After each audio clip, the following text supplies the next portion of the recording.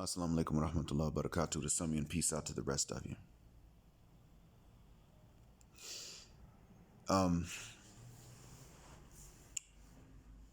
Please hit the share button because the message is more important than the messenger. You can easily ask why, the question in the title, and I'm going to answer it before people do ask. It's not that I don't care. I have to live with its effects too. There are no commercial flights in the Gulf countries right now. As a matter of fact, the only commercial flights in the Gulf countries have been specially arranged with the airlines or between the airlines and either British embassies or American embassies and consulates. They made arrangements so that Yankees and Brits working in the Gulf could go back. And here's the problem with that, though. Yankees and Brits don't want to go back. These flights, they're leaving once every maybe 15 days or something, I think. And it's less than once a week. And when these flights do leave, they've got 10 people on them. It's not even worth it for the airline carriers to fly out. They're losing money. Or they're not making enough. Yankees and Brits don't want to go back over there where people are passing away at so much so that the death rate is half of the recovery rate. They don't want to do that. Now, there are all these cases, and yet the recoveries are still in the tens of thousands. And the death rate is about half whatever the recovery rate is. So the question then becomes, what gives? Now, this thing is moving.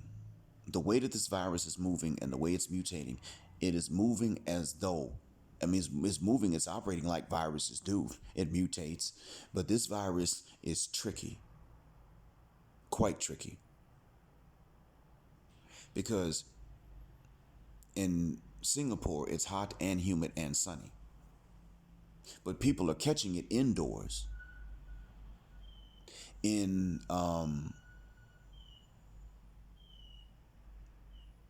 other countries where it's hot and humid and sunny, people are still catching it indoors.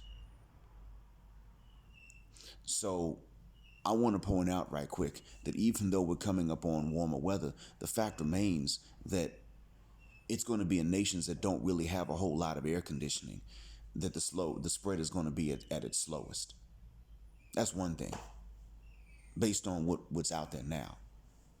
But anyway, if you look at the way it moves and mutates, and it's so confusing even to the people that are studying it now, that it moves like a not supernatural punishment from God, but a natural punishment from God.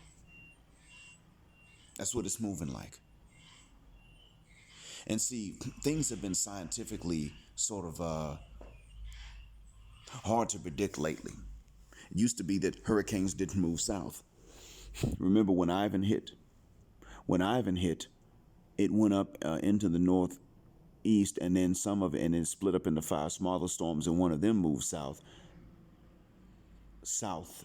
and got stronger. So we can't even predict the things scientifically that we used to be able to predict before. And so that being said, the funny thing is that this seems to happen mostly with the states. So this is moving as if it's like not even just a punishment, but also a warning. Now, I said a while ago that Islam is the solution for black people. You were not rude about it, and I do appreciate that. However, the views went down. They went down first by the tens, and then when I started getting views in the hundreds, they went down by the hundreds. Usually a video is viewed above 200 times. If it's a religious message and it's clear from the title, then it gets viewed about 130 times. So I haven't spoken about COVID-19 because scientifically speaking, the epidemiologist and the toxicologist and the virologist and the microbiologist and the physicians, all the experts can talk about what it's like, and I learned from them. But when I tell you the lesson that we're supposed to take from it, then I have to get religious. I got to get spiritual, and you don't want to hear it. I woke up and the first comment I saw this morning was from somebody who calls herself Black Goddess. with punctuation errors. We have taken to blasphemy. You don't want to hear it. I'm telling you, we've taken to blasphemy. Gods with oppression stories. Gods with persecution stories, huh? That's how it works. Gods who die of COVID-19 and other complications resulting therefrom. We're not. No human is. This is a warning to us that we human beings are fragile. That there's someone above us. We could not have made or designed ourselves. You don't want to hear it. This is a warning and a reminder to us, because death itself is a reminder, and the causes of death are also reminders to us. We're going to all meet it, and we're going to spend a hell of a lot more time dead than we ever spent alive. If you die on a mountain cave somewhere and you're never given a proper burial, you're going to be in that mountain cave.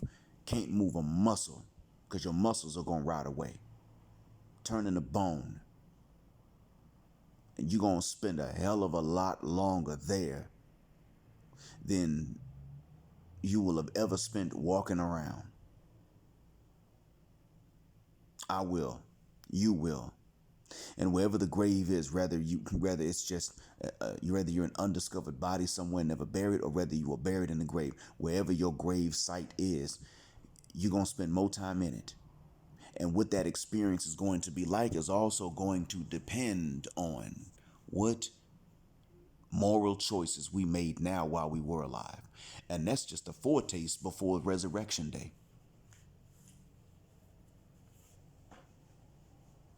So stop and think about that. Whether it's COVID-19 or SARS or MERS or HIV, for that matter, or whether it's some other means. The question is going to be, are you trying to live now like you're going to pass away, get a foretaste of what to expect in the grave, and then wake up and stand in front of the one that designed and made you and brought you to death and brought you back to life in the first place and get the results? Or are you just going to live like you ain't never going to give an account for what you're going to do? That's what it is. Even many of you who don't even think about this still think, well, I want to do some good things while I'm alive. That was put into you by a designer, a creator, and an avenger. So I've said before that Islam was a solution. Nobody wanted to hear it. You were still polite about it. You weren't mean. I do appreciate the politeness. But that doesn't mean the message was not true. And now what we're seeing is more evidence of this. This wasn't something sent just to vindicate me. No, this was something sent to vindicate any of us who have said we're going to stand in front of our Maker. We might want to submit to him before we close our eyes for that final time. That's what this is. That's what a lot of things are. Now, part of Islam, which I've said is the solution for black people and even for other oppressed people, is repatriation when you're oppressed. If you can't repel the oppression, move as best you can. Many have said, I ain't going nowhere. America's my home. And, most of you in my audience do believe in traveling and getting passports, and that's good. But a lot of it, we all know many more people in real life that don't believe in it. If you don't believe in it, fine. Understand that even if you don't, that means that whatever the avenger has for the one that oppressed you is going to come for you too, because you were standing there. This virus, whether it is a warning or whether it is an avenger, whatever the case is, remember, it has no eyes, it has no ears, it has no nerve tissue. The information it has is encoded in its RNA or its DNA. And it needs a host RNA to replicate itself according to its own DNA. Remember that. And that's the way it's behaving right now. It'll go for whoever's immune system can't fight it off. That's the thing to remember right now. But since we're still at the bottom in the United States, And you don't get to choose to socially distance yourself and eat and pay rent. It's going to come for you. And that's why we can make up a minority of the population and make up a majority of its deaths. Are you sure you do not wish to reconsider the solution and the sub-solution of repatriation within? I hope that what I'm saying is a benefit. I mean that from the bottom of my heart. I'm recording this with no hatred and no rancor. I'm asking you to consider the benefit. If you cannot leave, then you cannot, and that's not your fault. If you can leave, why not? And if you think that leaving is so difficult, I can tell you that actually planning a wedding is far more stressful and involved and expensive than repatriating to another nation if you save up some cash. Believe you me. Thank you for listening. May you draw benefit from this. Assalamu alaikum.